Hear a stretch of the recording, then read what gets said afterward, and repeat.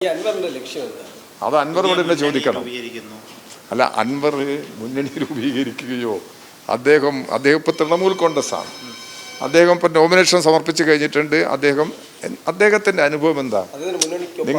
നിങ്ങൾ അദ്ദേഹത്തിൻ്റെ അനുഭവം തന്നെ ഒന്ന് പരിശോധിച്ച് നോക്ക്. ഒരു സാധാരണ മനുഷ്യത്വപരമായി UDF ഇങ്ങനെ വഞ്ചിക്കാവോ ഒരു മനുഷ്യനെ? മുന്നണിയിൽ എടുക്കുകയോ എടുക്കാതിരിക്കുകയോ ചെയ്യട്ടെ, അത് അവരുടെ തീരുമാനം, അവരുടെ സ്വാതന്ത്ര്യമാണത്. പക്ഷെ ഇങ്ങനെ പറഞ്ഞ് വഞ്ചിക്കുന്ന ഒരു നിലപാട് UDF സ്വീകരിച്ചില്ലേ? അതാണ് UDFിന്റെ നിലപാട്. അറിയില്ല, അതെനിക്കറിയില്ല, അത് അവരാണ് പറയേണ്ടത്. VD സതീശനെ UDFിന്റെ അതല്ലേ UDFിന്റെ ചെയർമാൻ VD സതീശനാണ്. അപ്പം അത് അദ്ദേഹത്തിൻ്റെ നിലപാട് എന്ന് പറഞ്ഞാൽ അത് UDFിന്റെ നിലപാടാണല്ലോ. UDF ആണ് ഈ ജനങ്ങളെ, ഈ ആളുകളെ എല്ലാം ഇങ്ങനെ വളരെ വഞ്ചിക്കുന്ന നിലപാട് അവർ സ്വീകരിച്ചു എന്നുള്ളത് അൻവറിന്റെ അനുഭവമായിട്ട് മാറിയില്ലേ? പറഞ്ഞു പറ്റിച്ചല്ലോ. അത് അൻവറോട് തന്നെ ചോദിക്കണം. അതൊക്കെ കേരളത്തിൽ പറഞ്ഞിട്ടുണ്ട്. അങ്ങനെ പോയ നടപടി ശരിയല്ല എന്നുള്ളത് VD സതീശനും പറഞ്ഞിട്ടുണ്ട്. അങ്ങനെ പോയ നടപടി ശരിയല്ല എന്ന്. അപ്പോൾ പിന്നെ ഇതാണവർ വേറെ ആരെങ്കിലും അവർ കേന്ദ്രത്താണെങ്കിൽ നടത്തുമോ? ഞങ്ങളുടെ പ്രശ്നം എന്താണെന്ന് പറഞ്ഞാൽ അൻവറിനെ ഞങ്ങൾ പുറത്താക്കിയിട്ടില്ല. കേരളത്തിലെ ഇടതുപക്ഷ ജനാധിപത്യ മുന്നണി അൻവറിനെ പുറത്താക്കിയിട്ടില്ല. ഞാൻ പലപ്പോഴും അത് പറഞ്ഞിട്ടുണ്ട്. അൻവർ ഇടതുപക്ഷ ജനാധിപത്യ മുന്നണി ഉപേക്ഷിച്ചതാണ്. അൻവർ ഇടതുപക്ഷ ജനാധിപത്യ മുന്നണി ഉപേക്ഷിച്ചപ്പോൾ പിന്നീട് അദ്ദേഹവുമായിട്ട് ബന്ധപ്പെടേണ്ടതില്ല എന്നുള്ളത് ഇടതുപക്ഷ ജനാധിപത്യ മുന്നണി തീരുമാനിച്ചു. CPM തീരുമാനിച്ചു. ഇടതുപക്ഷ ജനാധിപത്യ മുന്നണി ആയാലും CPMന്റെ പാർലമെന്ററി പാർട്ടിയുടെ ഭാഗമായിരുന്നു അൻവർ.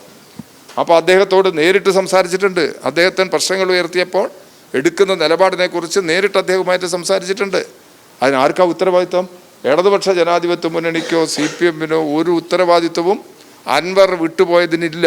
അൻവറിന് തന്നെയാണ് അതിൻ്റെ ഉത്തരവാദിത്വം. അത് ഞങ്ങൾ എല്ലാ സന്ദർഭങ്ങളിലും പറഞ്ഞിട്ടുണ്ട്. അതുകൊണ്ട് ഇനി ഞങ്ങളത് അടഞ്ഞ അധ്യായമാണ്. അദ്ദേഹത്തിൻ്റെ ഏതെങ്കിലും ഒരു നിലയെ സംബന്ധിച്ചിടത്തോളം എന്തെങ്കിലും ഒരു പരാമർശങ്ങൾ നടത്താനോ എന്തെങ്കിലും രീതിയിലുള്ള വ്യാഖ്യാനങ്ങൾ നടത്താനോ ഒന്നും ഞങ്ങളില്ല. മത്സരിക്കട്ടെ. ഒരു അഭ്യൂഹം നിലമ്പൂരിലാകെ തന്നെ ഉള്ളതാണ്.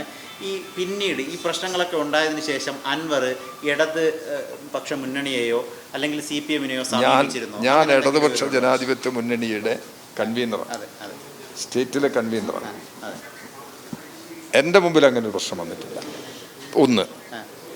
പിന്നെ CPMന്റെ ഭാഗത്തും ഇങ്ങനെ ഒരു ബന്ധം ആ നിലയിൽ ഉയർന്നു വന്നില്ല. ഞാൻ CPMന്റെ കേന്ദ്ര കമ്മിറ്റി മെമ്പറാണ്, സംസ്ഥാന സെക്രട്ടേറിയറ്റ് അംഗവുമാണ്. ഇതുവരെയൊക്കെ അതായിരുന്നു, ഇപ്പോൾ കേന്ദ്ര കമ്മിറ്റി മെമ്പർ കൂടി.